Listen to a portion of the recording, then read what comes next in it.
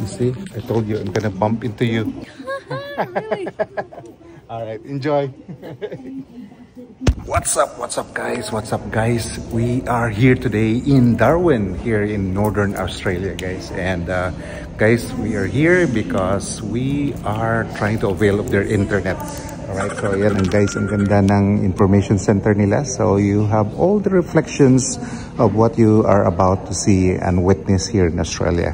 And I've been to some of those places there, you know, and I've seen also some of the wildlife, guys. Alright, so ayan guys, yan talaga ang nature ng Northern Territory. Dito mo makikita din yung mga aborigines. Alright, okay guys, so we're gonna go out. And then, yan guys, titingnan lang natin sa labas, no? Kasi medyo matagal-tagal na rin guys since last time I was here. Maybe more than 5 years ago. So, puntahan lang natin yung pedestrianized street. And then, ayan guys, para makita lang. And just to feel lang natin na bumalik tayo ulit dito sa Northern Territory, Darwin.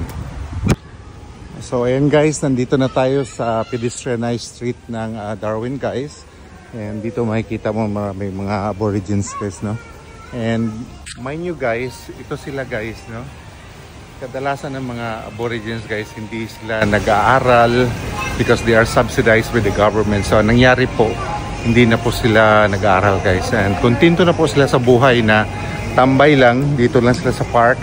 Kasi meron silang natatanggap na subsidy from the government. So, kumbaga, ang ganda ng buhay nila. But some of them resort to drinking, you know. They also suffer from, how they call this, depression, yan, so on.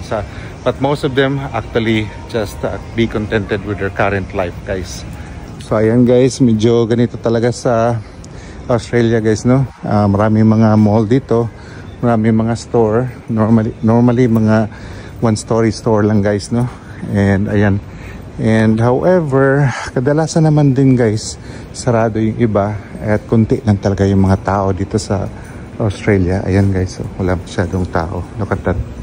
Alright, so yun ang mga mall na dito guys. And however on a weekend siguro I suspect maraming tao, pero this is a weekday guys na nandito kami. So ayan, this is Darwin guys. Ayan, kadalasan naman ng mga stores dito guys about souvenirs are owned by Chinese. And I suspect guys na yung mga gamit dito guys are all supplied from China. Ayan, mga magnets, just about everything. And ganun din sa Cairns guys, no? And kadalasan na itong mga supply came from China. In which case nakakamura sila guys, right? So, andito na tayo guys sa dulo ng pedestrianized street. And actually guys, marami tayong makikita pa dito guys, no?